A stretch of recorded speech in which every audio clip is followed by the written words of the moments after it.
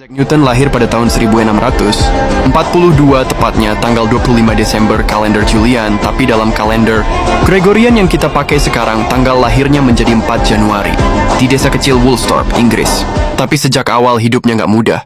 Ayahnya meninggal bahkan sebelum dia lahir. Dan saat Newton masih berumur 3 tahun, ibunya menikah lagi dan meninggalkannya untuk tinggal bersama suami barunya. Newton kecil akhirnya diasuh oleh neneknya. Dia tumbuh sebagai anak pendiam menyendiri dan lebih suka menghabiskan waktu dengan alat-alat buatannya sendiri. Dari kecil dia udah suka bikin jam, matahari, kincir angin kecil, dan berbagai eksperimen sederhana. Waktu remaja, dia nggak menonjol secara akademis. Tapi begitu masuk Universitas Cambridge, segalanya mulai berubah.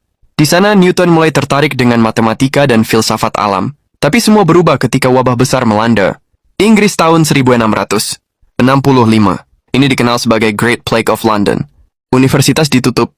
Semua mahasiswa, termasuk Newton, harus pulang ke rumah masing-masing. Newton waktu itu berusia 22 tahun. Dia balik ke rumah ibunya di Woolsthorpe. Dan ternyata, justru dalam masa isolasi itulah, beberapa ide paling revolusioner dalam sejarah sains mulai muncul di kepalanya.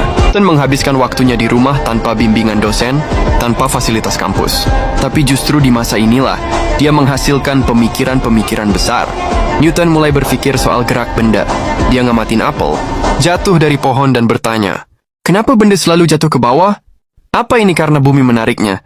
Dari pertanyaan sederhana ini, dia mulai mengembangkan konsep awal dari gravitasi universal. Tapi tunggu dulu, bukan cuma itu.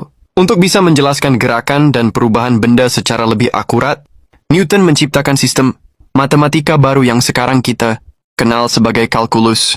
Dan di bidang optik, dia melakukan eksperimen dengan cahaya dan prisma. Dari situ, dia menemukan bahwa cahaya putih ternyata terdiri dari berbagai warna. Itu mengubah cara orang memahami cahaya dan penglihatan. Semua itu dikerjakan dalam masa isolasi. Nggak pakai laboratorium mewah, nggak pakai tim, cuma Newton dan pikirannya. Tapi sisi menarik dari Newton bukan cuma di ilmunya.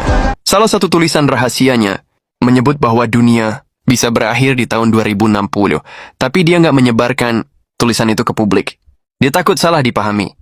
Waktu itu, ide seperti itu bisa dianggap sesat. Newton juga terlibat dalam konflik dengan ilmuwan lain, terutama soal siapa penemu asli kalkulus.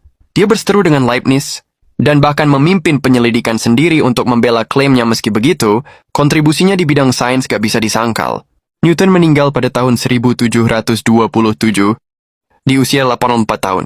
Dia nggak pernah menikah, dan seluruh hidupnya dihabiskan untuk memahami alam semesta.